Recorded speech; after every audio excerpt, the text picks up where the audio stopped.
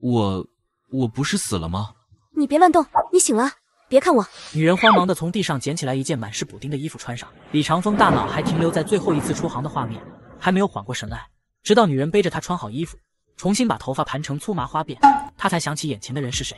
你是苏倩，苏知清。李长风抬起手又放下，在苏倩复杂且震惊的目光中给了自己一耳光，耳光声在礁石洞里回荡。对，我对不起你。李长风痛苦地流下泪水，脑海中闪回上一世的点点滴滴。李长风接任过世父亲的班，当上生产队小队长，管理2条渔船，小有权力。在媒人的介绍下认识渔民出身根正苗红的秦月如。秦家狮子大开口要彩礼，为了多赚些钱娶秦月如，李长风不顾阻拦，顶着阴雨天一个人驾小船出海打鱼。没想到遭遇台风，丢了小船，他却捡回一条命。是下放的女知青苏倩在海边捡贝壳，遇到了昏迷在沙滩上的他，抱着他给他取暖，救了他一命。但等他清醒过来以后，苏倩不告而别。因为丢船，秦家翻脸不认人，李长风无力偿还负债，被抓进了巴黎子。无人庇护的母亲和妹妹惨死，苏倩也因为偷偷救济他被害。他不仅毁了自己母亲和妹妹，也是毁了苏倩的一生，这都是因为他的愚蠢。如今有机会弥补上一世的愧疚，我肯定不会再让上一世的遗憾悲剧重演。苏知清，我一定会娶你。你胡说什么？苏倩吃惊地瞪大了双眼，茫然无措。妈，海燕！李长风一跃而起，向着家跑了回去，心中激动不已。生产队书记带着生产队长等一群人正站在院子里，沈秀英几乎跪下，央求面前的女孩：“阿姨，求求你，退一点彩礼，帮帮你长风哥。跟你爹说，等你长风哥这一次过去，彩礼加倍给你。”咦，我还没过门呢。再说，我也不想和你儿子过苦日子。之前彩礼钱我是不可能退的，整个村子谁不知道我和你儿子处对象？阿姨跟我说也没用。亲家，沈秀英无助地转过头，满脸恳求，低三下四向秦海央求：“哎，打住，沈秀英！谁跟你亲家？我家闺女和你儿子大队都没证明，证都没领。队里的渔船弄丢了，那是生产事故，要负政治责任的。我闺女可不能和政治犯扯关系。”沈秀英听二人的话，气得嘴唇发抖，刚走到门口，就听到院子里秦月如妇女扎心刺耳的话。李长风深吸一口气，走进去，吸引了所有人的目光。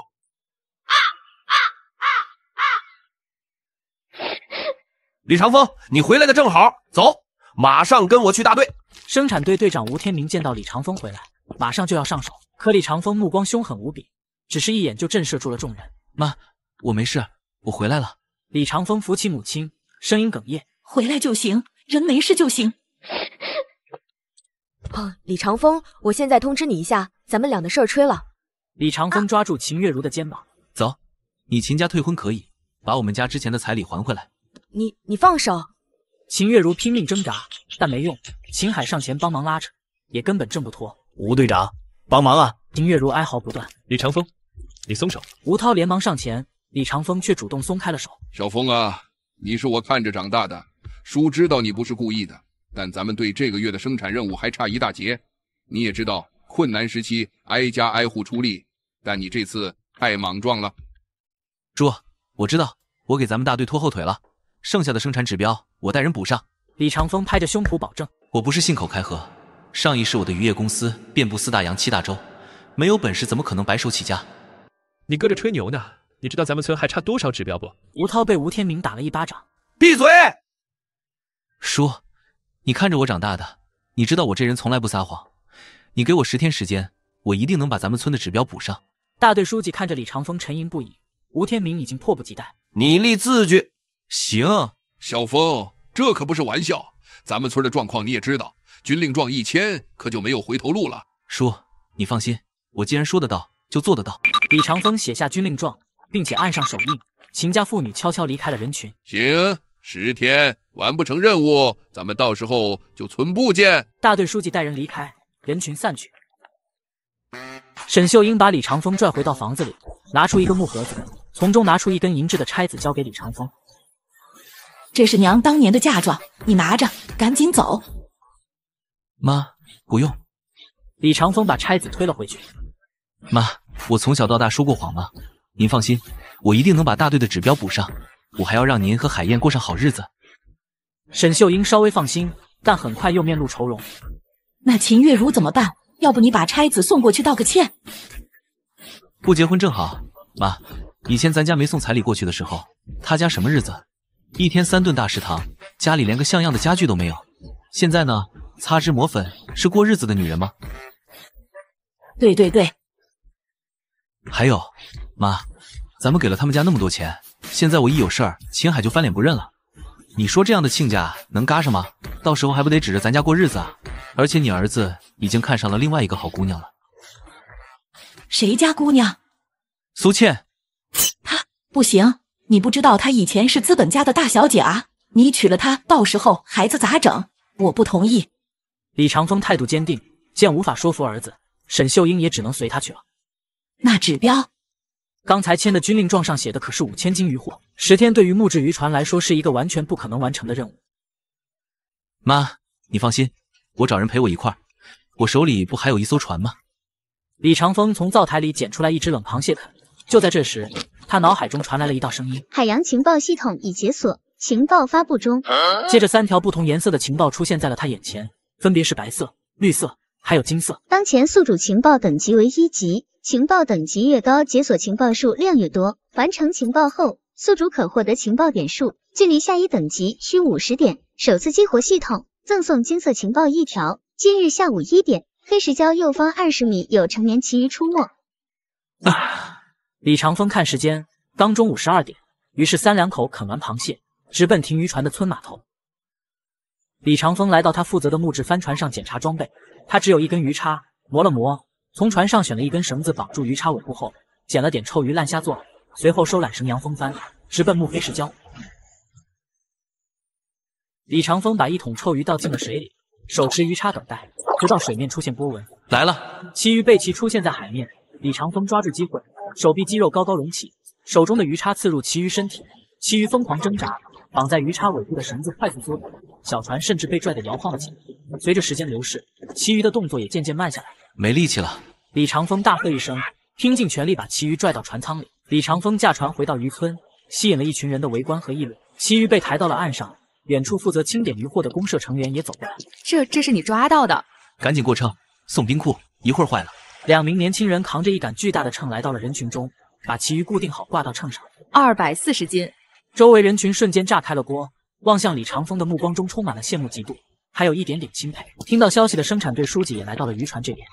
不错不错，渔民胆气壮，抓条旗鱼赛大象。书记，你还没说这鱼怎么整呢？我们要吃肉。这条鱼明天请报社的同志过来拍完照就下锅炖了。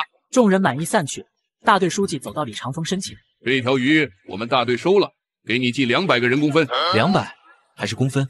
叔，我能把工分换成钱不？钱也行，我给你开个证明，你去找会计，按2毛钱1分给你换。行。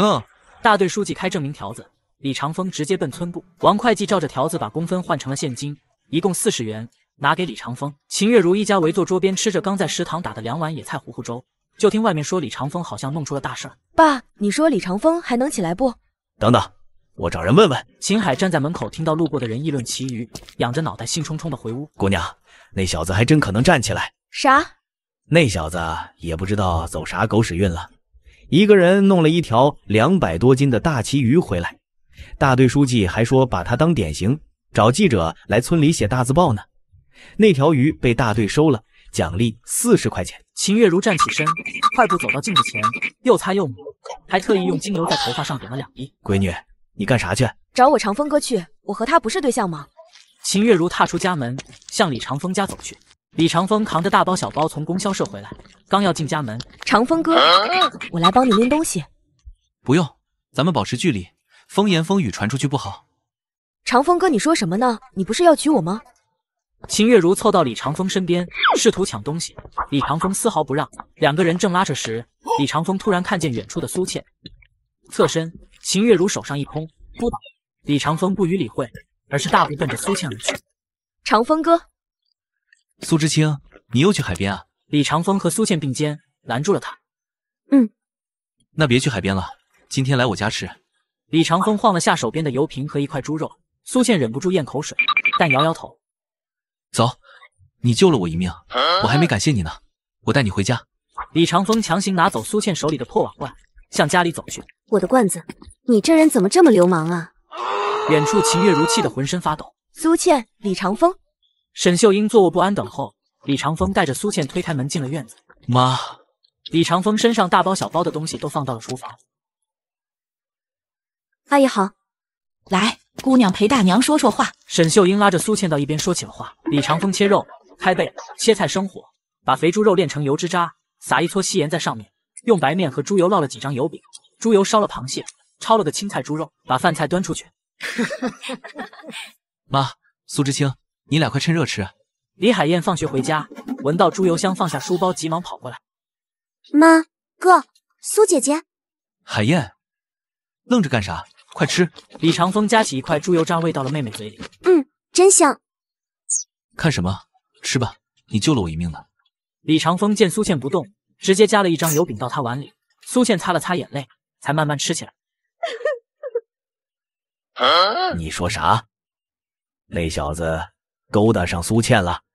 可不，我去帮长风哥拿东西，还让他推倒了。妈的，我饶不了那小子！闺女走，咱找大队去，大队会给咱们家做主的。秦海拽着女儿出了家门，吴涛开门。秦海叔，你们这是干啥来了？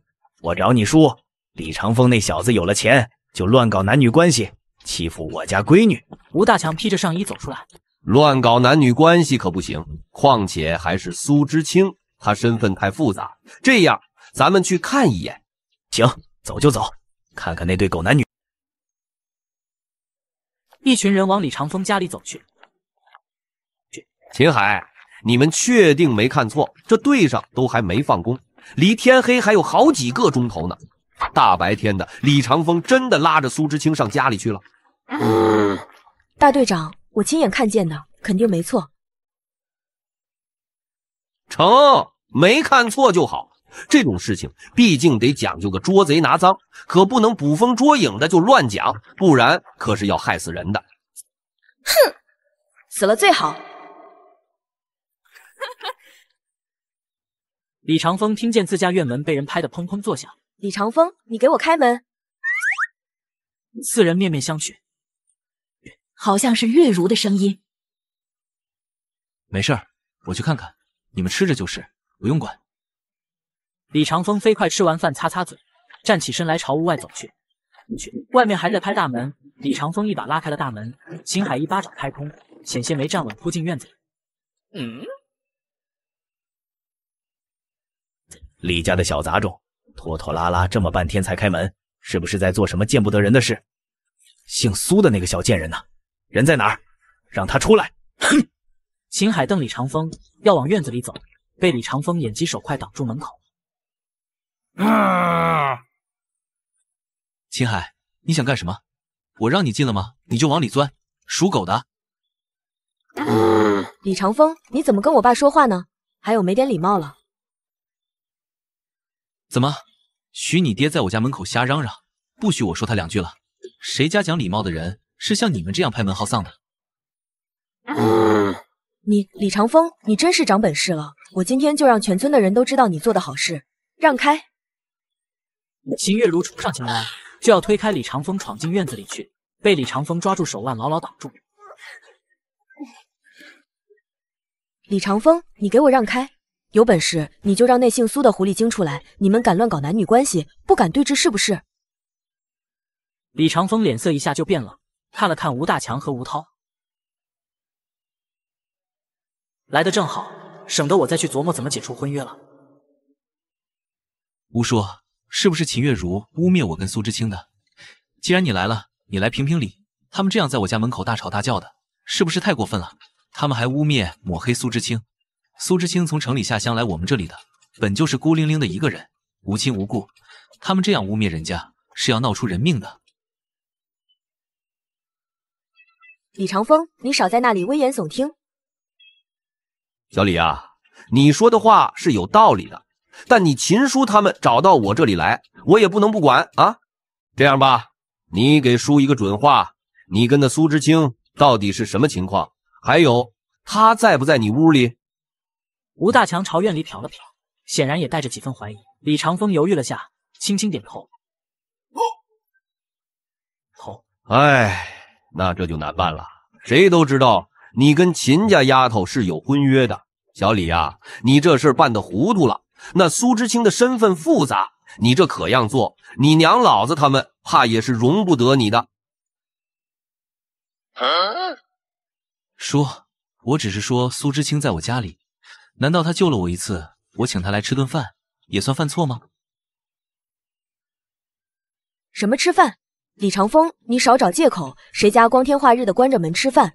还是说你家里吃饭都不用等你老娘从队上放工回来？你管天管地，还管我们家什么时候吃饭？我家要真是在吃饭，你又怎么说？李长风镇定自若，令秦家父女俩有些迟疑。哪有小猫不吃嘴边鱼的？李长风，你别想装腔作势的唬我们，今天你就是说破大天了，我也不信。行，你不要后悔就是。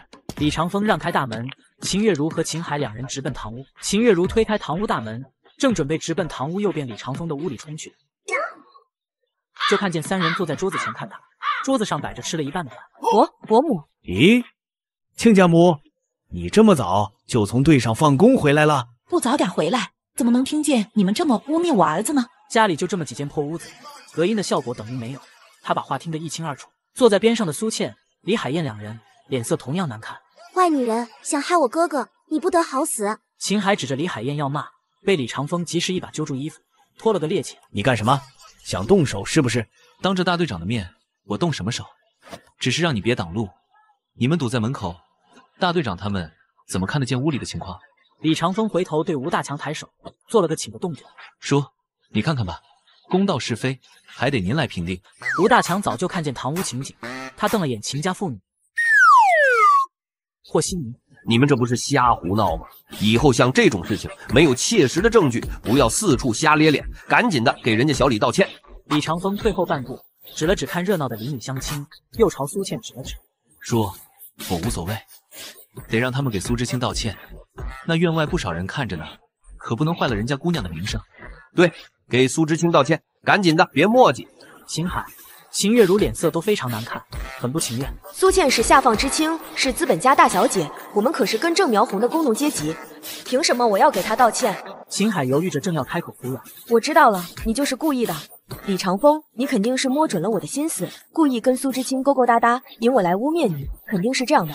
不然的话，谁家大白天吃饭，不仅关着院门，还关着堂屋大门？你从头到尾都是故意的，你想毁了我，我绝不可能给你们道歉。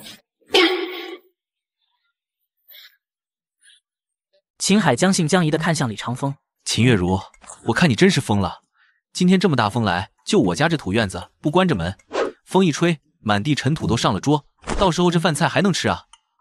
就在这时，院里就有一阵风刮过去，风力并不算很大，但卷起的尘埃却是满地飘扬。秦家丫头道歉吧，乡里乡亲的，别把事情闹得太难看。秦月如咬住薄薄的下嘴唇，脸上火辣辣的，只能跟着父亲秦海一起干巴巴地看向坐在堂屋里的苏倩。对不起。苏倩手足无措，慌慌张张地站起身来。没事，误会解开就好。这就对了嘛，都是一个生产队的，有啥事说开了就好。秦月如正要扭头就走，李长风却叫住了他。秦月如，你先别急着走，正好你和你爸今天都来了，吴叔他们也在，我觉得我们两家之间的事情应该做个了结了。行，李长风，我果然猜对了，你就是跟那个姓苏的有情况，这就要急着跟我撇清关系了是吧？好，我如你所愿，从今以后我们俩的婚约作废。秦月如转身就要离开，李长风健步上前，直接拦在门口。婚约作废确实是我要跟你谈的，但你是不是还忘了一件事？你们家可是从我家里拿走了整整500块的彩礼呢。众人震惊，议论纷纷。李长风，你什么意思？没什么意思，婚约作废，这彩礼钱是不是该退还回来？吴叔，你说是这个理吧？李长风看向吴大强，吴大强点头。秦海和秦月如站在原地，嘴唇紧抿，一言不发。你们该不会是想赖账不还吧？除了彩礼钱，还有之前我们家那些3媒6聘的礼物。本来婚期在年初，结果你们一拖再拖，找各种各样的理由从我家里捞好处，从锅碗瓢盆到72条腿，但凡跟婚礼沾得上边的都没放过。如今这些东西一样不少，都必须给我还回来。李长风从包中拿出一张纸，上面记录了所有的东西。正好吴叔他们在这儿，让他做个见证，省得你们秦家日后再因为这件事情跟我家拉拉扯扯的。李长风知道秦家肯定还不上，但他一定要把事情说清楚，防止以后和苏倩交往、结婚。有人说3道4，他不想让苏倩受委屈。500块的彩礼不够，还要再添其他的聘礼。这秦家闺女是镶了金边，还是镶了银边？果然，周围顿时闹哄哄，响成一片。吴大强有些后悔管这件事了，他恨铁不成钢地瞪了秦家父女几眼。秦海啊，你们家这事儿办得太不地道了吧？想办法把彩礼钱还有那些3媒6聘的礼都退给人家小李吧。大队长，不是我们不想退，实在是现在拿不出那么多钱来啊。哈哈，要不是我今天说清楚，秦家肯定会昧下这笔钱。什么？人家500块的彩礼钱给了你们，你们1分钱都掏不出来？秦海和秦月如相互看了看，支支吾吾，不吭声。小李呀，你看这……叔，这彩礼钱是必须要退的，现在拿不出来，那就让他们写欠条。看在吴叔你的面子上，我也不要利息了，但从今往后每个月都要归还一点，不拘是现金还是工分，我都接受。2年内给我家凑够500块钱就成，怎么样，叔？我这样够仁义了吧？没问题，就按小李你说的来。那个涛儿，去拿纸笔过来写欠条，让秦海他们签字。不用了，我家有。李海燕腾的一下从板凳上站起来，从书包里翻出作业本和铅笔拿了过来。李长风接过本子，飞快地在本子上写下了欠条内容，而后递给吴大强。叔，您给长长眼，看看这内容有没有什么问题。吴大强打眼一瞧，眼里顿时露出几分惊艳，字真不错。然后仔细读完欠条上的内容，颔首。可以，没什么问题。秦海，你也看看吧，看完了就签字。2人都要签，只有这父女俩都签了，将来才没办法跟他扯皮。长风哥，我错了，你饶了我们吧，我们重新和好行不行？我就是看你跟苏知清走得近，吃醋了，一时没想开，所以才这么做的。你原谅我行不行？我以后再也不会这样了，我们明天就结婚。你不是知道错了，你是知道没了我们李家这个血包，以后不好过。秦月如，我奉劝你一句，但凡你还有一丁点的羞耻心，就赶紧签字了结。今后该给钱给钱，该还债还债。秦月如脸色惨白，只觉李长风实在是狠心，他眼中的祈求重新化作怨恨和不甘，几乎咬破嘴唇。好，我签。今日之辱，迟早有一天我会百倍奉还。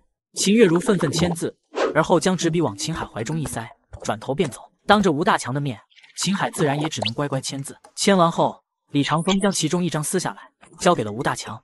叔，按规矩，欠条一式2份，其中1份应该给秦海他们家的，但我信不过他们，所以这1份还是由你代为保管吧，省得他们家日后不认账。可恶，这小贱种真狠，看来不能赖账了。吴大强虽觉得李长风有些太过谨慎，但还是接过了欠条。李长风将吴大强送到了院门外，临走前，吴大强忽然回头看着李长风：“小李啊，今天的事儿，叔是被他们一面之词骗来的，好在叔没看错你。不过叔还得提醒你一句，苏知清身份复杂，你们家家世清白，不要走太近，省得将来牵连你们。”吴大强语重心长，看似关切李长风，实则是在拐弯抹角的给李长风回人情。毕竟他今天有些冲动，还好李长风不是记仇的性子。还有，你可是立下军令状的，10天之内要弄齐5000斤鱼货的指标，可不要忘了，抓紧时间弄，尽量多弄一些。到时候哪怕真的弄不够，差个100来斤的叔也好替你说话。我知道了，叔，你放心吧，我肯定在规定时间内弄够指标的，不会让你难做。成，那就这样，赶紧回去吃饭吧，不用送我们了。李长风挥手送别，才转身回到院里。李长风关门坐下，刚刨了一筷子已经凉了的饭菜。那个伯母，我吃饱了，你们慢慢吃吧，我就不打扰你们，我先回去了。苏倩起身，拿起他那个瓦罐离开。李长风一把拦住他，连嘴里的饭菜都来不及咽下去。你那碗里还剩了小半碗呢，你不吃就只能倒了，这不是浪费粮食吗？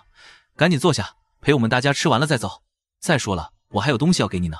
苏倩俏脸涨红，又羞又无奈，这话说的他们之间好像有什么似的。我不缺什么，不用你送我。不是送你，是感谢你对我的救命之恩。先前在海边，要不是你救了我，我肯定回不来了。我醒来第一眼看到的就是你，而且你还……好，你别说了，我吃。苏倩满脸窘迫，迅速坐回了板凳上，重新拿起碗筷，只差将脑袋埋进那饭碗里。旁边的沈秀英和李海燕脸上都闪过了一抹好奇之色，只是不好多问。吃饱喝足后，李长风走进厨房，把将下午买的米面粮油都分拣了1/3出来，用袋子装好。李长风提着袋子出来，走吧，苏知清，我送你回去。苏倩连忙抱起他那只瓦罐，跟沈秀英和李海霞打了声招呼后，就跟着李长风一起出了门。两个人肩并肩走在乡间小路上。我记得上辈子苏倩就是在这条路上被人调戏的。长风哥，不用送了，我可以。突然，路边窜出3个醉醺醺的汉子。哟，这不是城里来的苏知清吗？大晚上的跟男人幽会呢？你们干什么？李长风健步上前，将苏倩护在身后。王二狗，你嘴巴放干净点。李长风，关你屁事！这娘们又不是你媳妇。王二狗借着酒劲要上前动手动脚。李长风把东西放下，一拳砸在王二狗鼻梁上，打得他踉跄后退。听着，以后再让我看见你们骚扰女同志，我就把你们送进派出所，滚！哼，我操！你他妈有本事给老子等着！3个混混狼狈逃走。长风哥，你手流血了。苏倩掏出手帕给他包扎。谢谢你。从来没人这样保护过我。两人靠得很近，李长风能闻到他发丝间淡淡的皂角香。苏知清，如果有人诬陷你清白，你会怎么办？我会以死明志。我虽然成分不好，但绝不会做伤风败俗的事。这句话像刀子一样扎进李长风心里。不，答应我，无论发生什么，都不要做傻事。苏倩惊呆，但并不觉得反感。两个人并肩回到知青点。长风哥，谢谢你送我回来。李长风将肩上拎着的袋子放下来，递到苏倩的面前。这些东西你收好。不行，太多了，我不能要。我已经吃过你1顿饭了。你当时说是为了感谢我才邀请我的。苏倩太实诚了，难怪前世落得那样的下场。你每天吃这么少，身体撑不住。你要是觉得不好意思，就当是找我借的，以后再还我。你要是不要，那你就扔掉吧。好了，我先走了，以后记得锁门，有事就大声喊，我住得不远，能听见。李长风说完转身离开。苏倩看着李长风离开的背影，心里五味杂陈。你为什么要对我这么好？我是资本家庭出身，我们之间是不可能的。清晨，李长风刚醒，情报系统就提示：白色情报，村东浅滩有少量资鱼群；金色情报，黑石礁西北角暗礁区藏有一片石斑鱼群，但因暗流和鲨鱼出没，无人敢去。石斑鱼在60年代可是稀罕货，如果能搞到一批，不仅能超额完成生产指标，还能换不少钱。我有前世的经验，再加上系统的帮助，完全有把握拿下。李长风来到码头，在渔船上整理着渔网、箱桶，身后走来2个人，张铁柱和赵大勇。长风，你来这么早啊？我需要帮手，我一个人很难在暗礁区作业。张铁柱和赵大勇是队里出名的老实人，干活踏实但嘴笨，很适合我。铁柱、大勇，今天跟我一起出海不？长风，你不是一个人干吗？咋突然叫上我们了？今天要去的地方鱼多，一个人忙不过来，工分算你们一份。两人对视一眼，点头答应。这片海域礁石密布，水流湍急。长风，这地方能有鱼？放心，今天绝对让你们满载而归。此时，另一艘渔船从旁边经过。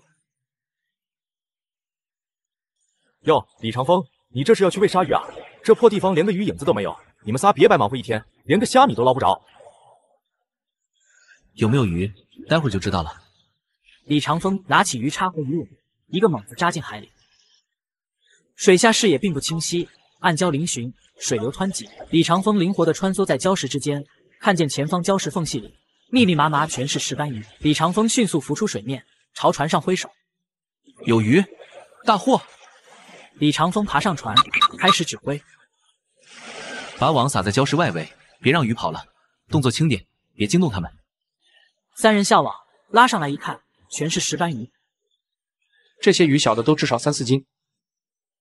别急，下面还有。3人不停地捕捞，不到2个小时，船舱已经堆满了石斑鱼，少说也有200、300斤。长风，你神了！这鱼可比普通鱼值钱多了，咱们今天赚大发了。先别高兴太早，待会儿回去，吴大虎他们肯定眼红。2艘渔船相遇，吴大虎的队伍才捞了几十条小鱼。不可能，那片暗礁区根本没鱼，你们肯定是在我们的区域偷捕的。吴大虎，你睁大眼睛看看，我们一直在暗礁边缘，根本没跨过界。放屁！那片区域我们之前也去过，根本捞不到鱼。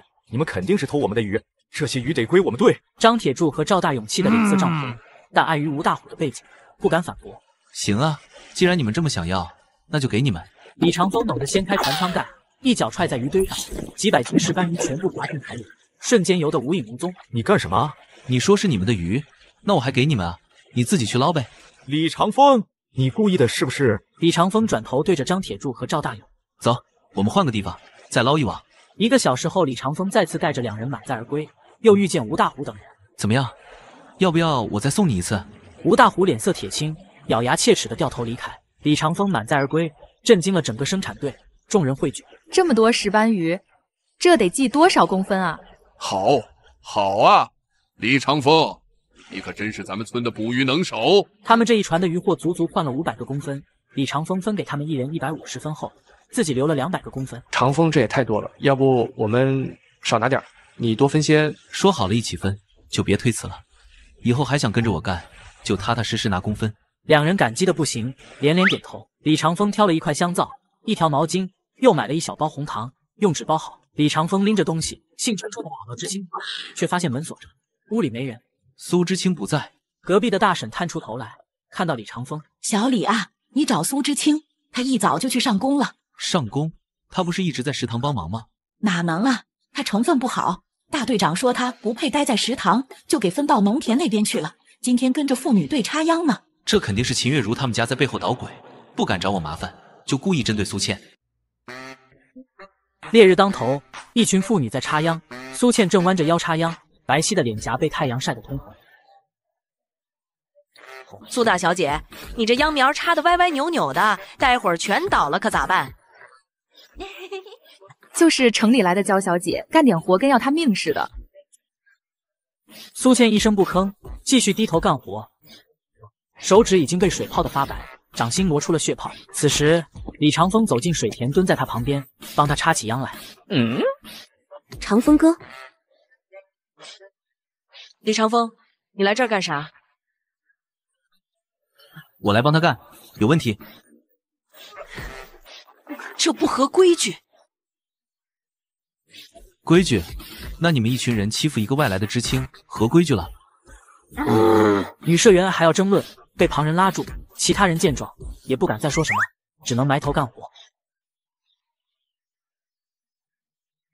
干完活，李长风拉着苏倩走到田埂上，从怀里掏出手帕，轻轻擦掉她脸上的泥水。疼不疼？长风哥，你不用这样的。李长风看着苏倩疲惫的样子，心里一阵心疼。61年正是最困难的时候，苏倩口粮本就不多，再这么干重活，身体迟早会垮掉。苏倩，你信我吗？信。从今天起，你别再吃食堂了，每天下工后直接来我家吃饭。这怎么行？你们家也不宽裕。听我的。李长风找到沈秀英，妈，我想养几头猪和鸡。养猪？现在人都吃不饱，哪来的饲料喂猪？我有办法，后院有块空地，可以搭个鸡舍，猪就暂时养在偏院那边的破房子里。我记得前世看过报道，61年可以用发酵饲料养猪，效果极好。鸡饲料可以用现代的方法，用粗粮、野菜、鱼内脏等调配。李长风买回来2头小猪仔和10几只小鸡，调配发酵饲料。没几天，沈秀英就发现这些猪仔和鸡仔竟然真的长得飞快。长风，你这饲料神了，不出3个月，咱们家就能有肉吃了。3个月后，这些猪和鸡可是要派上大用场的。清晨，李长风站在船头沉思。今天系统没有刷新，只能依靠前世的经验了。长风，今天还出海不？出去鹰嘴湾，那里水流交汇，鱼群喜欢在那儿聚集。2人点头，立刻解缆绳，扬帆，小船缓缓驶离码头。李长风很快发现了成群的大鱼，三人配合默契，渔网撒下去。嘿，长风，你这眼睛怕不是二郎神的天眼？李长风突然感觉海风变得异常潮湿，天空隐约泛着暗沉的铅灰色。不对劲！情报系统突然提示：紧急红色警报，2小时内强风暴将席卷近海，风力8到9级，万有巨浪。李长风脸色骤变，抬头看向天空。收网，立刻返航！啊，这才刚捞了1网，风暴要来了，再不走咱们都得喂鱼。两人立刻收起渔网，调转船头返航。路上，李长风遇到了其他几艘渔船。风暴要来了，赶紧回港。现在天气这么好，哪来的风暴？信不信由你。李长风，你少吓唬人！这天气哪来的风暴？自己捞够了就想骗别人回去，做梦！李长风懒得废话，直接加速返航。李长风靠岸不久，狂风骤起，海浪翻涌，暴雨倾盆而下，岸上的人心惊胆战。没有靠岸的几艘小船瞬间被掀翻，船上的人影在浪涛中挣扎。完了，他们回不来了。风暴直到傍晚才减弱。李长风站在岸边，目光锐利地扫视着海面。铁柱、大勇，准备船，我们再去一趟。什么？现在出海？风暴刚过，太危险了吧？众人也纷纷劝阻。正因为风暴刚过，才是最好的机会。鱼群会被卷到海面，现在出海绝对大丰收，而且说不定还有人活着。行，我们跟你去。李长风发现海面漂浮着大量被卷上来的鱼，甚至有不少平时难得一见的高价值鱼类。我的天，这鱼也太多了！快捞，能装多少装多少。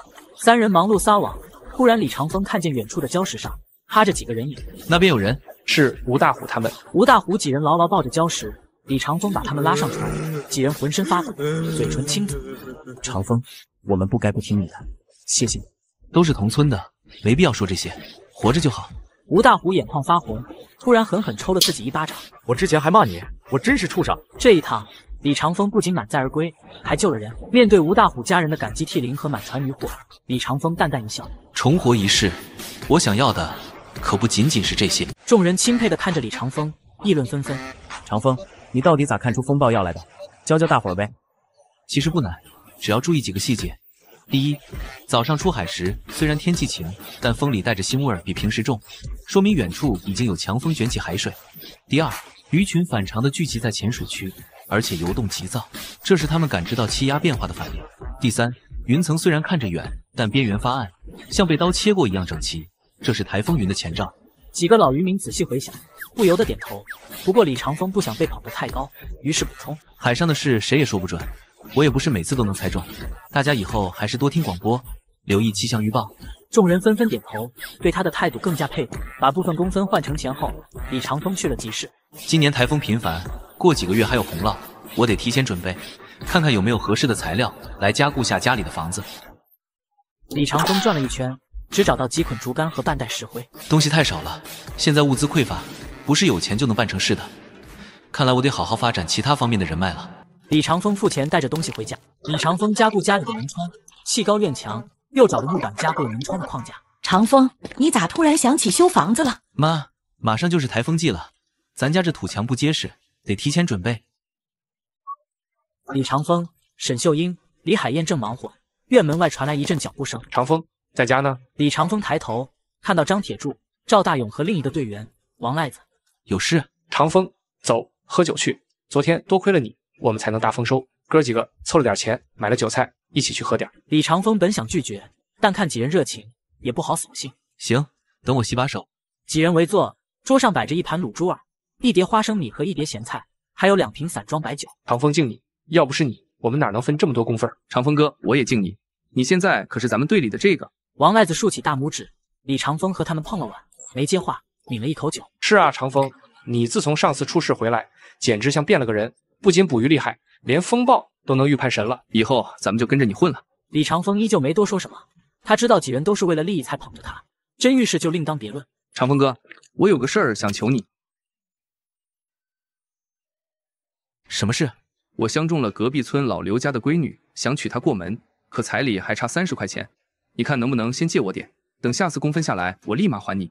我记得上一世王赖子也找我借过钱，后来才知道那姑娘根本不愿嫁，更别提婚后王赖子酗酒、家暴，甚至赌输了钱把老婆孩子都卖了，人家不甘受辱，带着孩子跳了河，这钱我不能借。长风，咱们可是兄弟，你就这么不仗义？你赚得多，帮衬帮衬兄弟咋了？我的钱有别的用处，而且娶媳妇是大事，借钱凑彩礼，婚后日子怎么过？我保证还你。不行，这事没商量。李长风，你牛什么？你不就是走了2次大运，多捕了点鱼？等我走运了，我也……等你走什么运？赌运吗？你胡说什么？上个月你去镇上赌钱，输的裤衩都不剩，当我不知道？王赖子猛地站起来，有碗摔在地上。李长风，你什么意思？我好心招呼兄弟们，请你喝酒，你就这么拆我台？李长风，你真有种！王赖子狠狠踹了一脚桌子，转身就走。长风，他这人就这脾气，你别往心里去。大勇，有些钱借出去就是害人。酒局散后，李长风直接回家。清晨，李长风带着张铁柱和赵大勇上船，王赖子突然笑嘻嘻地凑过来：“长风哥，昨天是我糊涂了，你说的对，我以后一定洗心革面，好好做人。”李长风看了他一眼，没搭话。你们这是要出海，带我一个呗？今天人手够了，求你了，长风哥，我工分都快垫底了，再这样下去，年底分粮都没我的份儿。唐风，要不带上他吧，多个人多份力。我昨天才拒绝借钱给他，今天再拒绝他上船，倒显得我不近人情。行，但你得听指挥。一定一定。王赖子不小心把渔网缠住，右手滑把鱼叉掉进海。王赖子，你干什么？这网刚补好的，你又弄破了。哎呀，我不是故意的，这网太滑了。王赖子这是记恨昨天找我借钱被拒，故意捣乱呢。捕捞结束后，收获比平时少1半多。唉，今天运气不好啊。张铁柱和赵大勇垂头丧气。没事，明天再来。我得想个办法，王赖子这种人绝不能留。渔船靠岸，众人围观。哟，李长风，今天怎么就这么点鱼？该不会是本事用光了吧？就是前几天不是挺能耐的吗？今天咋不行了？长风哥，别理他们，谁还没个失手的时候？李长风看他一眼，低头沉默地整理渔网。要我说，肯定是赵大勇那小子笨手笨脚，拖了后腿。今天风浪大，鱼群不好找，能捞这么多已经不错了。几个年轻的队员站出来反驳：“就是你们自己出海试试，能捞到1半就不错了。你们懂什么？长风哥，前几次的顶你们好几个月。就是有本事你们也去暗礁区试试。”吴大强走来，看到众人正对李长风指指点点，立刻摆起官威：“好了，都聚在这里干什么？你们都没事要干了吗？都散了，围在一起像什么话？长风啊，跟我去大队支部说话。长风，指标的事你心里有数没？时间可不多了，今天这收成可不行。大队长放心，今天只是意外，5天内我一定完成任务。今晚还要麻烦您带人来验收，我有办法补上差额。不过我希望来的人嘴巴严一些，王赖子那几个就别叫了，免得走漏风声。你是怕有人使绊子？防人之心不可无。行，我晚上带人来。夜深，李长风带着刘小虎、陈二狗和孙大牛来到一处隐蔽的小海湾。长风哥，你叫我们来这儿干啥？今天在码头上，谢谢你们替我说话。那帮人就是眼红，王赖子明显是故意煽动大家针对你的，真当别人看不出来？我们就是看不惯他们那副嘴脸。所以我想请你们帮个忙。啥忙？今晚跟我再出一次海，白天有人捣乱，我们只能晚上行动。李长风从怀里掏出一张手绘的海图。你们看，这里有一片夜潮区，每到子时会有大批鱼群随潮水涌来，但必须在涨潮前下网，否则就会被暗流卷走。船不是问题，我用自己攒的钱跟老渔民买了旧船，而且这次捞到的鱼工分全算你们的。几人一听，顿时眼睛一亮。行，长风哥，我们跟你去。好，记住，这事别声张，尤其是别让王赖子知道。几人跟着李长风绕过礁石，那里停着一艘破旧但结实的小舢板。几人悄无声息地上了船。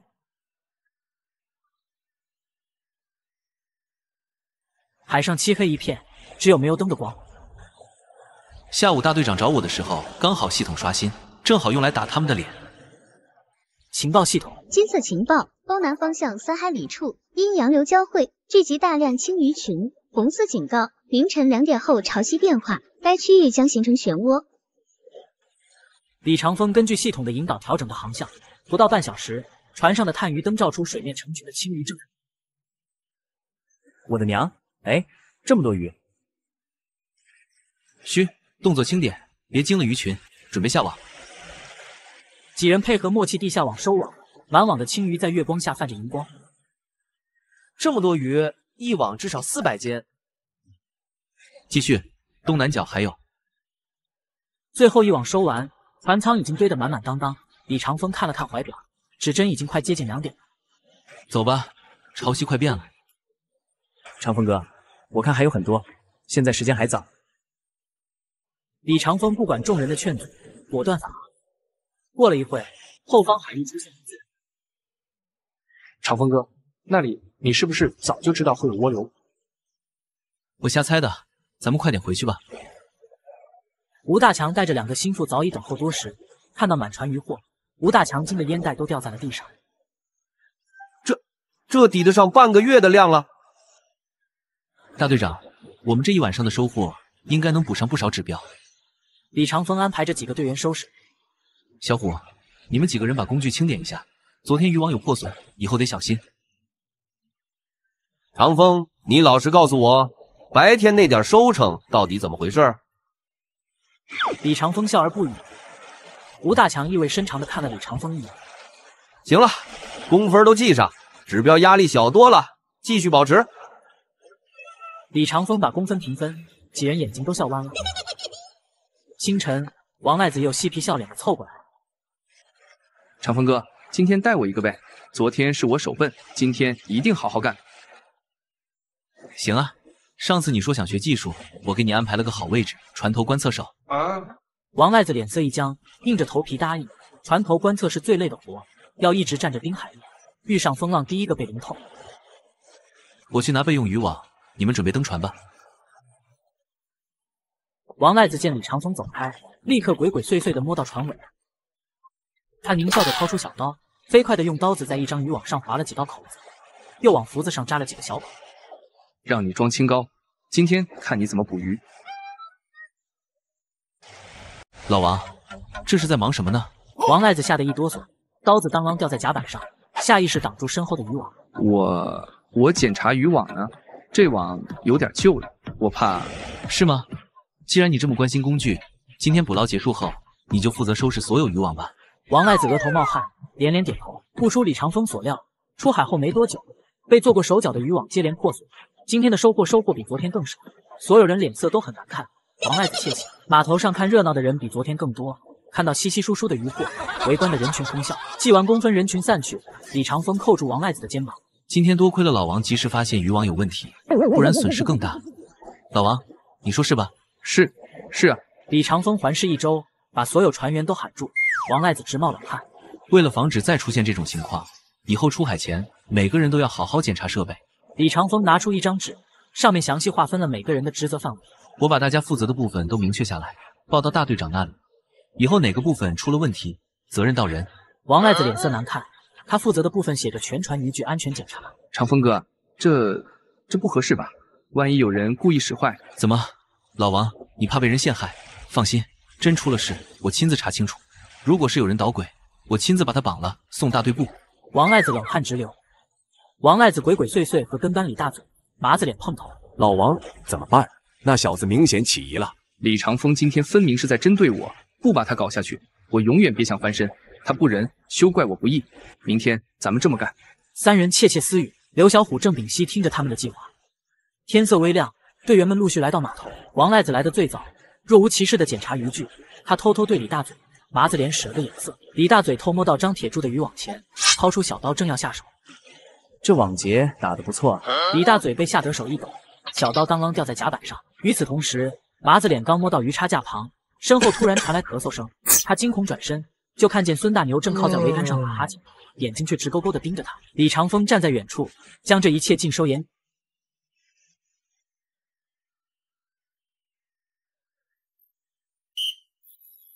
李长风突然吹响哨子，都到齐了吧？昨晚我想了一下，昨天安排的分工确实不太合适，今天按照新安排，每个人先检查自己负责的部分。李长风拿出一张新的分工表，张铁柱负责船尾瞭望，赵大勇管渔网收纳，王赖子你来检查船体安全。还好，我早就安排好了，查不到我头上。众人散开，王赖子突然发出一声惊叫：船底有裂缝！李长风上前查看，只见船体接缝处被人为撬松了木板，船体松动，如果海上遇到风浪，极可能解体。这是有人要置全船人于死地啊！这不可能，怎么会这样？昨天是谁负责船体维护的？是我。你仔细想想，昨晚离开前检查过吗？检查了，绝对没问题，我可以发誓。甲板上死一般的寂静，李长风扫视周围，突然看见秦月如站在人群边缘，眼神复杂的看着他。见李长风看过来，仓皇转身离去。他怎么在这？难道王赖子的背后还另有主使？今天不出海了？船坏了，李长风今天肯定完不成指标，大队长肯定对他失望。出不了海，那今天的公分怎么办？没有公分。什么？船坏了关我们什么事？凭什么扣我们公分？船是集体的财产，出了问题所有人都有责任，更何况这裂缝不像是自然损坏。长风，能不能想想办法？船坏了就是坏了，硬要出海只会出事。今天大家先回去休息，等船修好再说。李长风直接转身离开，留下众人面面相觑。王赖子、李大嘴和麻子脸围坐桌边。老王，这下好了，咱们自己也没公分了。蠢货，谁让你们动船体的？弄坏渔网鱼叉就够了。我们没动船体，那裂缝不是我们弄的。如果不是我们的人干的，那会是谁？急什么？不就是1天公分吗？明天船修好了，咱们悠着点，既让他捞不着鱼，又不至于让船彻底坏掉，这样咱们也能分到公分。几人勉强点头，但彼此间的眼神已经带上了不满。傍晚，李长风喊上刘小虎、陈二狗、孙大牛、张铁柱和赵大勇。长风哥，咱们真的就这么算了？谁说算了？隔壁村的老张家有条备用船，我早就打好招呼了，今晚加个班，公分算双倍。几人兴奋点头。东方泛起鱼肚白时，李长风带着人回来，船舱堆得满满当当都是鱼，这是他们一晚上的战绩。李长风暂时将鱼货存放在早就联系好的冰库，这些鱼先不急着交工，等我们的船修好后再分批上交，免得惹人怀疑。众人心领神会，纷纷点头。清晨，码头上热闹非凡，王赖子打着哈欠过来，李长风正带着人热火朝天的修船。长风哥，船修的怎么样了？今天咱们是不是要出海了？出什么海？你没长眼睛吗？这船破损的这么厉害，哪里是一下子就能修好的？我这不是替长风哥着急吗？大队里每个月都有指标，我也是担心。指标的事，我心里有数。王赖子几个人站在人群里，脸色瞬间变得铁青。接下来3天，李长风带着刘小虎等人白天修船，晚上悄悄出海捕鱼。王赖子几人蹲在码头边。妈的，李长风那船到底什么时候能修好？再这样下去，咱们这个月连基本口粮都分不到了。这小子肯定是故意的。走，我们去找大队长。傍晚，李长风刚回到家，吴大强就找上门来。长风啊，船修的怎么样了？明天必须出海，县里要来检查了。要是看到咱们的渔船还停在码头，行，那我今天抓紧修船，明天出海。渔船准备出海，王赖子一上船就东张西望，趁着没人注意，他偷偷摸向船尾的备用渔网。王赖子，你干什么？刘小虎一个箭步冲上来，一把攥住他的手腕。我检查渔网呢。王赖子慌忙把刀子藏到身后。检查渔网需要带刀。王赖子猛地推开刘小虎，转身就要跑，却迎面撞上李长风。王赖子，你这是第几次了？长风哥，误会，都是误会。误会？人赃俱获？你还有什么好说的？刘小虎一把夺过他手里的刀，其他队员也纷纷围了上来，怒目而视。报案后直接上报大队部。王赖子被赶下船。李长风，你给我等着！哼！渔船归来，由于鱼叉和渔网被损坏，船舱里的渔货只有往常一半。王赖子凑到吴大强身边。大队长，渔货又这么少，这样下去大队的指标可怎么办啊？他们还诬陷我损害公务。叔，你是知道我的，大是大非我拎得清。吴大强皱着眉，不太想搭理王赖子。叔，咱们好歹也算亲戚，您总不能看着他们栽赃我吧？李长风这小子最近风头太盛，您就不怕他威胁到您的位置？行了，我知道了。周围围来不少村民，王赖子眼珠一转，马上跪在吴大强面前，大声指正李长风。队长明鉴，渔获这么少，都是李长风指挥失误的责任。你瞎说，明明是因为你蓄意破坏渔网，你这个害人精，贼喊捉贼！李长风制止身后打算为他澄清的兄弟们，轻轻摇了摇头。王赖子敢当众这么做，肯定是跟吴大强通过气的，多说无用。搬鱼要紧，其他人都回去反省。大队长也太偏心了，王赖子破坏渔网，居然没有惩罚。算了，都回家休息吧。几人围着李长风走着。咱们的指标已经完成的差不多了，晚上出海太危险，以后就正常捕捞吧。王赖子悄悄跟在几人身后偷听，眼中闪过贪婪的光芒。王赖子叫来李大嘴、麻子脸。我听到李长风他们晚上偷偷出海，所以才捞到那么多鱼。咱们也去，只要捞一次就抵得上半个月的工分。可晚上出海太危险了。怕什么？李长风能行，我们为什么不行？清晨，李长风来到码头，就看见人群聚集在一起，海面波涛汹涌，隐约能看到一艘渔船在风浪中摇晃。怎么回事？王赖子他们昨晚偷跑出海，现在遇险了。无线电里传来惊恐的求救声，船要沉了，救救我们呀！谁愿意出海救人？队里给双倍工分。大队长，这浪太大了，去不得啊！吴大强急得直搓手，目光在人群中扫视，最终落在李长风身上。长风，现在只有你有这个本事了，你看。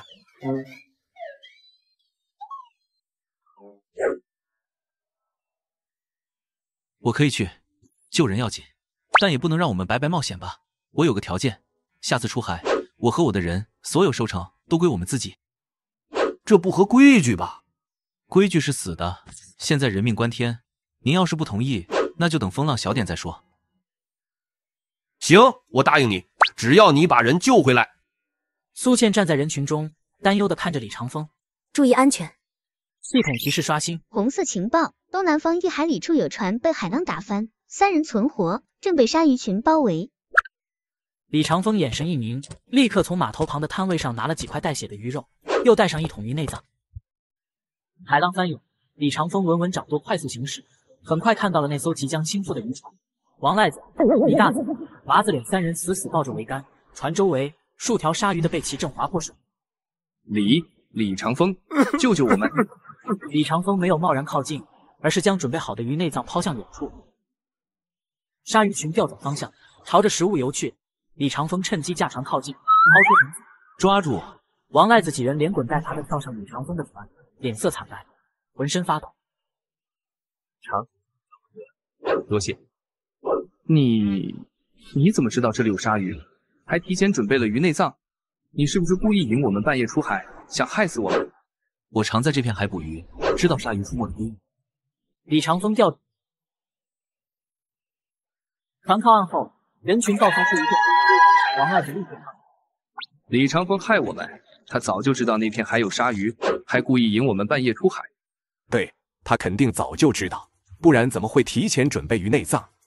王赖子，你们自己偷跑出海遇险，长风哥冒险救你们，你们不感激就算了，还反咬一口。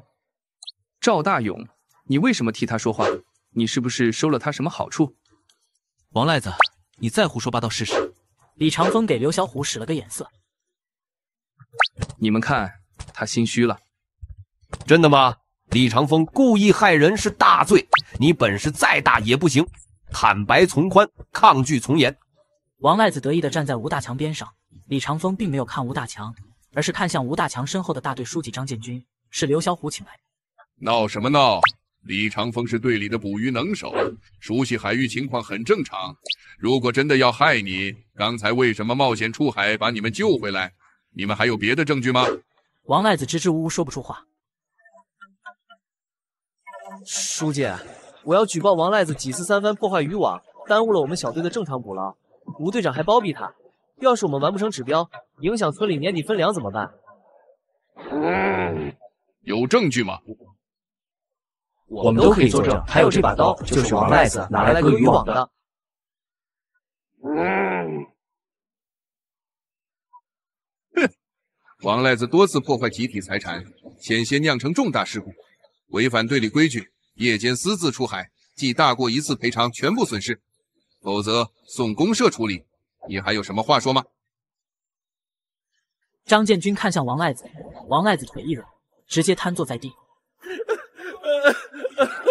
都是误会。张建军不再理会，看向旁边冷汗直流的吴大强，更生气了。吴大强，你就是这样当队长的？是非不分，包庇纵容，你严重失职。从今天起，撤去生产队队长一职，好好反省。吴大强面如死灰，再也说不出话。张建军环顾众人，随后意味深长地看向李长风。3天后举行新队长选拔，有能力者皆可报名。长风同志，你也准备一下。李长风深深地看了眼张建军，点了点头，随后转身走向苏倩边上。谢谢。你下次别冒险了。好。李长风一回到家，李海燕和沈秀英就围了上来，满脸担忧。你这孩子，这么大的风浪都敢出海，要是出事了，你让我和你妹妹怎么活？哥，你吓死我和妈了。李长风心头一软，揉了揉妹妹的头发，赶紧安慰两人。妈，海燕，我这不是没事吗？我心里有数，不会冒险的。哼，哥，那个王赖子一看就不是好东西，死了拉倒。之前在码头上，他假惺惺的安慰你，背地里却跟别人偷笑，今天还使坏污蔑你。他蹦跶不了多久了。李长风从怀里掏出几个沉甸甸的珍珠贝，放在桌上。哥，这是啥？珍珠贝，今天救人的路上顺手捞的。李长风拿起一个，用刀撬开，一颗浑圆、黄豆大小的珍珠静静躺在肉壁上。哇，这么大的珍珠！李长风又撬开一个，这次里面的珍珠更大，泛着淡淡的粉色光晕。妈，您收好，别让人知道。沈秀英连忙点头，小心的用布包好。长风，这东西值钱吗？不好说，明天我去镇上打听打听。早上，李长风揣着剩下的珍珠贝去了镇上。我还是太缺钱了，加固房子、囤积物资，为将来的风暴做准备，都需要钱。同志，咱们这儿收珍珠吗？不收，你要买去县里国营商店问问。国营商店收购价压得很低，根本卖不上价，看来只能找黑市了。李长风转悠了半天，也没打听到黑市的确切地点。突然，巷子里窜出一个人，拦住了他的去路。长风哥，你怎么来镇上了？秋雨。秋雨是李长风从前的邻居，两人一起长大。他爸出海死了，10岁时他妈改嫁到镇上后再也没回村里，现在在镇上当混混。好久不见，长风哥，走，我请你吃饭。不了，我今天是来办事的。你知道黑市在哪儿吗？知道，太知道了。哥，你想去，我带路。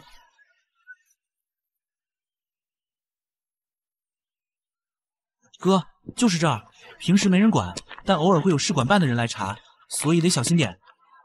门口有人把守，见到秋雨，放他们进去。人声嘈杂，摊贩和买家低声讨价还价。李长风用布蒙住下半张脸，又戴了顶旧帽子。哥，您这是要卖啥？珍珠。李长风从布袋里掏出几个珍珠贝，摆在临时支起的小摊上。这贝壳卖？卖，现场开珍珠，2块钱一个，开出珍珠归你。周围人一听，顿时笑了。2块钱？抢钱呢？谁知道里面有没有珍珠？哥，我信你，我开一个。秋雨递出去2块钱，李长风随手拿起一个珍珠贝，用刀打开，一颗拇指大小的珍珠滚了出来。这珍珠至少值20。哥，你太神了！给我来一个！我也要。别急，我先来的。李长风不急不缓，一个个开贝，几乎每个贝壳里都藏着品质上佳的珍珠，最小的也有黄豆大小，最大的甚至堪比鹌鹑蛋。珍珠贝很快被抢购一空。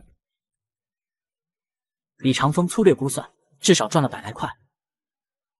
哥，你这本事太厉害了！今天的事别往外说。秋雨连忙点头。这时，一个戴着帽子的中年男人走了过来。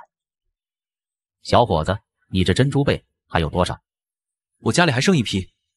男人笑了笑，递过来一张纸条：县供销社赵主任，有兴趣长期合作的话，可以联系我。李长风微微挑眉，点了点头。李长风和秋雨一起出来走远。片刻后，一个戴着帽子的人从拐角出来，隐藏在阴影中看不清样貌。他死死盯着李长风的背影。李长风，你死定了！李长风和秋雨并肩走着。长风哥，你看我今天表现的还行吧？以后能不能跟着你混？我不收小弟。秋雨顿时垮了脸。不过以后有消息可以来找我，不会让你吃亏的。好嘞，我明白了。李长风摘掉伪装，长舒一口气。有了这笔钱，家里的房子可以好好修整一下，还能给妹妹买些新衣服，甚至可以考虑买辆自行车了。傍晚，李长风把钱交给沈秀英，沈秀英小心地把钱藏进炕洞的暗格里。妈，这是卖珍珠赚的，别让人知道。妈知道。哥，咱们是不是发财了？不算发财，但至少不用饿肚子了。选拔当天，码头上挤满了人，王赖子也来了。王赖子，你来干什么？书记，我也想参加选拔，我想将功赎罪。众人一片哗然。我熟悉渔船操作，捕鱼技术也不差。要是选不上，我认罚，但求给个机会。行，那就一起参加选拔。书记宣布规则：选拔共3项捕鱼技巧、渔船驾驶、管理水平，综合最优者胜出。第1项比试撒网，参赛者需在指定区域撒网，以网型和覆盖面积评分。李长风手腕一抖，渔网如天女散花般展开，完美覆盖目标区域，赢得满城喝彩。长风哥，好样的！王赖子不甘示弱，也撒得不错，但网型稍显凌乱。吴涛眼珠一转，在李长风第2次撒网时，突然不小心撞了过来。李长风早有防备，侧身一闪，反手抓住吴涛的衣领。再耍花样，我不介意帮你洗个海水澡。放开！吴涛脸色煞白。第2项比试渔船驾驶，参赛者需驾驶渔船穿过狭窄的礁石区。李长风操纵渔船如臂使指，灵活穿梭。王赖子一个不慎，船身擦到礁石，引得众人哄笑。王赖子，你行不行啊？哈哈，我只是失误而已。最后1项是现场模拟突发状况，考验管理能力。若有队员不服管教，当如何处理？扣工分，罚重活，上报大队部处理。先了解原因，若是事出有因，适当帮助；若是故意闹事，按规矩处罚。张建军满意地点了点头。最终，张建军高声宣布：李长风同志综合表现最优，即日起担任捕捞队队长。全场掌声雷动。王赖子满脸不甘，却也只能低头认输认罚。既然大家信任我，我一定带领大伙儿多捕鱼，多挣工分。但有一点，谁要是再搞内讧，别怪我不讲情面。众人齐声叫好，唯有王赖子和吴涛躲在角落，眼神阴鸷。晚上，王赖子偷偷找到吴涛：哥，你难道就这么算了？李长风害我被记过，还害你叔丢了队长的位置，此仇不报，我不甘心。他刚当上队长，有的是机会。李长风上任捕捞队队长，他站在码头，看着队员们陆续登船。王赖子已经被他安排到别的渔船上，所有人检查工具，准备出海。就在这时，秋雨匆匆跑来：长风哥，有重要消息。李长风挑眉，示意秋雨跟他到一旁去。我和秋雨只有卖珍珠的事情有接触，看来是镇上出事了。哥，黑市那边出事了，昨晚有人高价收购珍珠，还打听是谁在卖，看样子来头不小。什么人？不清楚，但听口音不像本地的，像是省城来的。哥，得小心，我怀疑他们盯上你了。李长风沉吟片刻，拍了拍秋雨的肩膀：谢了，这事别声张，你回去暗中帮我关注一下，看看那个人到底什么来头。秋雨连连点头，又讨好的笑：哥，你看我这么卖力，能不能下次我去城里做事的时候带上你？秋雨顿时喜笑颜开，屁颠屁颠的跑开了。众人准备出海，苏倩拿着一本笔记本走过来：长风哥，这是我整理的渔业资料，可能对你有用。李长风接过笔记本翻开，里面密密麻麻记录着潮汐规律、鱼群习性，甚至还有手绘的海图。你什么时候准备的？上辈子我错过了苏倩，不知道她还有这本事。苏倩微微一笑，脸颊微红。最近闲着没事，就查了查书。你当队长了，总得多学点。谢谢。两人沉默片刻，苏倩忽然轻声问：其实我还有件事想问你。什么？那些珍珠是你从海里捞的吗？珍珠的事我从没对外说过，苏倩怎么会知道？我那天正好去你家里吃饭，伯母偷偷塞了几颗给我，她还说你进城就是为了卖珍珠。我不是故意打听你的秘密，只是去镇上还是太危险。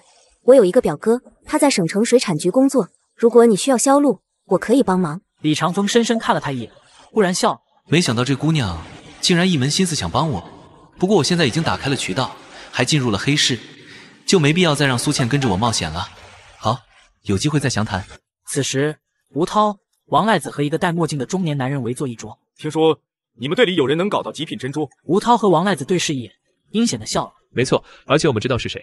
傍晚，李长风刚回到家，就发现院门虚掩着，门锁被人撬开了。李长风眼神一冷，右手无声地摸向腰间的匕首，左手轻轻推开院门，脚步放得极轻。李长风靠在门上，听到沈秀英屋里传来翻箱倒柜的声音。李长风一脚踹开门，一个黑影正半蹲在炕洞前，手里攥着沈秀英藏钱的蓝布包。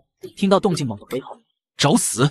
李长风一个箭步冲上去，那人仓皇转身，是镇上的二流子刘三。刘三见势不妙，抓起布包一个翻滚就要往窗口逃。李长风抄起门边的扁担横扫过去，啪的一声脆响，刘三惨叫着重摔在地。啊！刘三手里的布包散开，钞票和珍珠洒了一地。李长风一脚踩住他的胸口。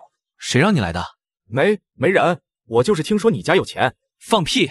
再不说实话，我直接送你去派出所，让你尝尝蹲大牢的滋味。刘三疼得直抽泣，终于扛不住了，连声求饶。我说，是吴涛，他说你家有珍珠，让我来偷。李长风眉头一皱，吴涛，他怎么会知道珍珠的事？院外突然传来急促的脚步声，秋雨跌跌撞撞冲进来，满脸是血。长风哥，出事了！李长风连忙迎上去，一把扶住秋雨。刘三见状，赶紧趁机3两步逃走。怎么回事？有人抓我，他们逼问我珍珠的事，我跑的时候被砍了一刀。秋雨掀起衣襟，腹部一道血淋淋的伤口。李长风立刻拿来干净布条替他绑上。是什么人？不认识，但他们开着小轿车，说话带省城口音，还提到了秦老板。李长风瞳孔一缩，前世我在黑市听说过这个名字。秦老板是省城黑市的掌控者，手眼通天，专做走私古董、珠宝的买卖。珍珠的事怎么会牵扯到他？他们现在在哪儿？不知道，但我偷听到他们说明天要去老地方等人。李长风眸光一闪，立刻有了计划。早晨，李长风换上秋雨的衣服，戴上草帽遮住脸，目光紧盯着街口。上午10点左右，一辆黑色轿车缓缓驶来，车上下来2个高壮男人，左右张望后径直走向废弃仓库。李长风悄无声息地跟上。李长风蹲在墙角偷听。东西呢？秦老板别急，那小子嘴硬，但我们村上的王二狗看到珍珠是从李长风手里流出来的。李长风眯眼看去，说话的人是吴涛，而他对面坐着一个穿中山装的中年男人，手指间夹着高档香烟，赫然就是秦老板。李长风，查清楚他的珍珠来源，不管用什么手段。是，不过那小子有点邪门，上次我们派人去偷，差点被他抓住。秦老板冷笑一声，从怀里掏出一把手枪，重重拍在桌上。知道他卖的那批珍珠值多少钱吗？购买10条人命了，必要时可以见血。没想到当时在系统的提示下，我顺便捞回来的珍珠价值不菲。可惜我上一世对珠宝研究的不多，没看出其中奥秘，不然也不会卖得这么轻易。小小一个渔民，我就看他有没有命赚这个钱。李长风心头一凛，正要后退，突然咔嚓，他不小心踩断了一根树枝。谁？李长风转身就跑，身后传来杂乱的脚步声和怒吼：“抓住他！”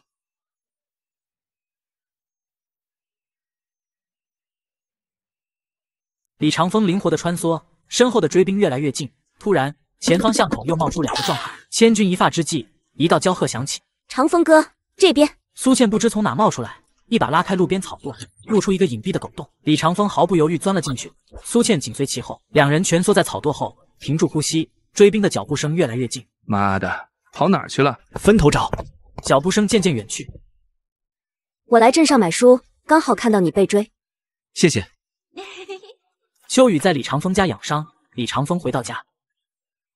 秦老板的势力比你想象的可怕，以后行事加倍小心，不能再这么莽撞了。听起来秦老板是个狠角色啊，长风哥，咱们怎么办？他们想动我，可没那么容易。半夜，院墙外响起杂乱的脚步声，王赖子、吴涛正领着几个陌生面孔翻墙而入。来了，是他们带的头。李长风露出冷笑，轻轻拉动绳子，提前布置的渔网从天而降，将闯入者兜头罩住。埋伏波什的民兵们一拥而上。人赃并获！放开我！你们凭什么抓我？李长风才是该被抓的那个，他偷着出海捞珍珠，我们这是来抓贼的。李长风，他们说的可是真的？